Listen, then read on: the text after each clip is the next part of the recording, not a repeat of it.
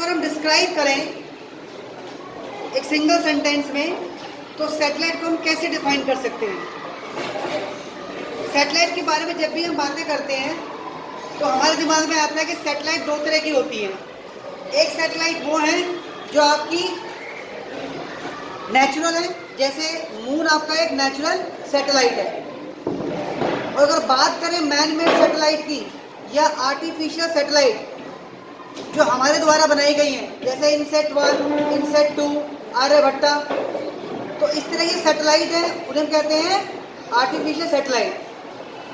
तो सैटेलाइट चाहे man made हो या नेचुरल हो, वो सैटेलाइट किसी न किसी हेवनली बॉडीज़ के अराउंड रोटेट करती हैं।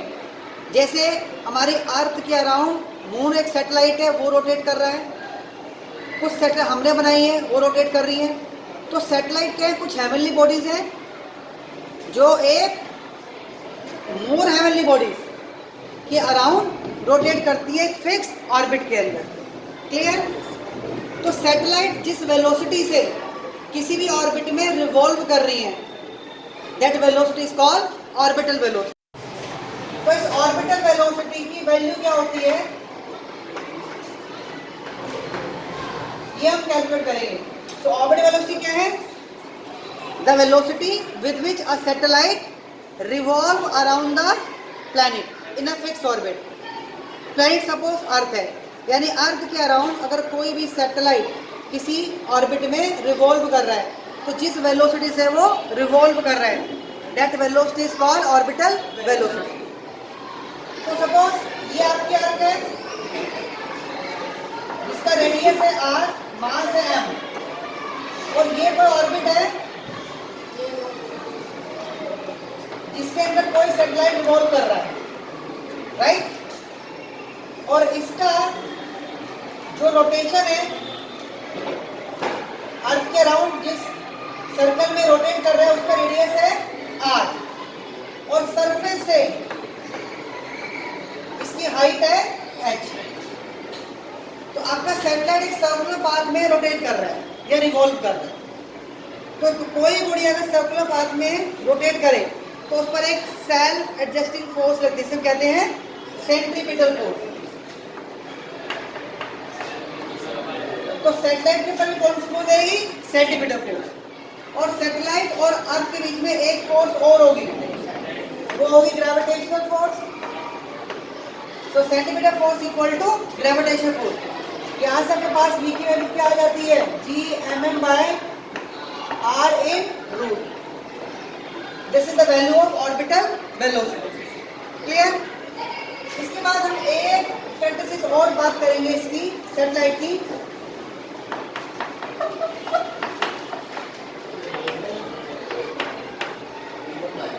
Time period of a satellite. Time period क्या होता है? By time taken completing one revolution, यानी एक रेवोल्यूशन के अंदर कितना टाइम सैटेलाइट लगाता है, that is called its time period. तो जब एक रेवोल्यूशन आपका सैटेलाइट बनाएगा तो उसका डिस्टेंस कितना हो जाएगा? Equal to circumference of the orbit, that is 2 pi r। और वेलोसिटी कौन सी आएगी? Orbital velocity. तो यहाँ पर आप वैल्यू पुट कीजिए v की, that is gm upon r in root. तो 1 अपॉन v हो जाएगा रूट ऑफ r अपॉन में gm। इस r को अंदर ले जाओ तो t की वैल्यू हो जाएगी 2 pi root of r cube by gm। This is the time period of a satellite. अब हम फाइंड करते हैं कितनी हाइट पर आपका सैटेलाइट है। तो height of satellite, the height of satellite from the surface of earth is called altitude। तो कितने हाइट पर आपका सैटेलाइट रिवॉल्व कर रहा है, उसका एल्टीट्यूड क्या है। तो इसी फॉर्मूला को लेके चलते हैं हम टाइम पीरियड के फॉर्मूले को।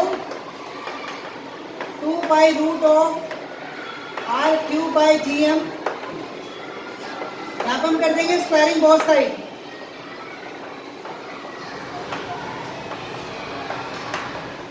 स्क्वायरिंग बोथ साइड, तो t square 4 pi square r cube by gm। अब जो आपका एल्टीट्यूड है h, वो कहाँ से आएगा? वो आपका आएगा स्मॉल r से। स्मॉल r को मिल सकते हैं कैपिटल R प्लस में h।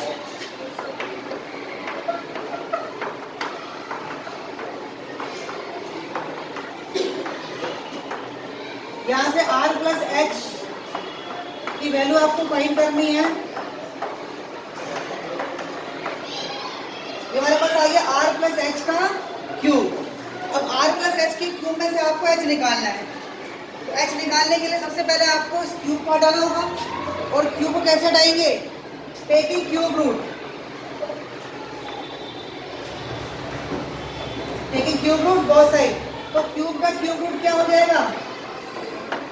जब आप क्यूब का क्यूब लेंगे तो क्यूब आपका हट जाएगा और राइट हैंड साइड में आपका क्यूब आ जाएगा। राइट हैंड आपका क्यूब रहेगा यानी 1/3। भाई यहाँ से आपका क्यूब हट गया और यहाँ पे आपका क्यूब रूट आ गया 1/3। तो यहाँ से अगर हम h की वैल्यू निकालें तो that is t square by gm 4 pi square की पावर 1/3 माइनस r।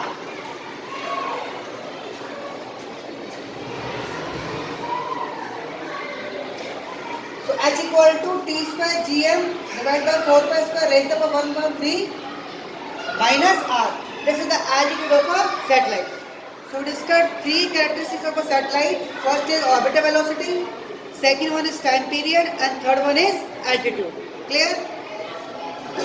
इसके बाद जो फोर्थ प्रॉपर्टी है वो हमारे पास है टोटल एनर्जी ऑफ सैटेलाइट।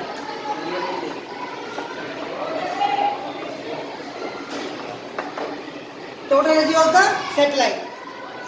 तो जब आपका सैटेलाइट किसी ऑर्बिट में रोटेट कर रहा है, रिवॉल्व कर रहा है, तो सैटेलाइट के पास दोनों एनर्जी हैं, पोटेंशियल और kinetic.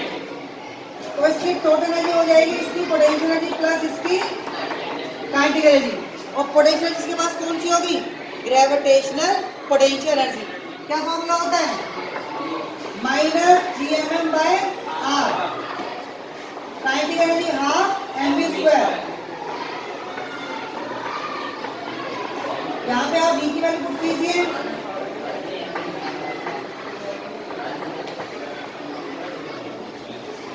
Root of GM by R is the value of v। That is minus GMM by R plus GMM by 2R। GM into small m। तो इन दोनों को सॉल्व करके तो ये हमारे पास क्या आ रहा है? E equal to minus 1/t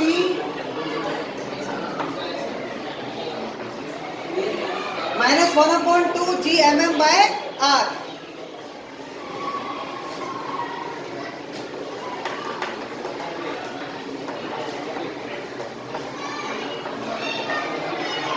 वही आपका 1 हो गया, 1 माइनस 1/2 दैट इज माइनस 1/2। तो this is the total energy of the satellite. Negative आ रही है, नेगेटिव आ रही है, इसका मतलब कोई ना कोई सिग्निफिकेंट है।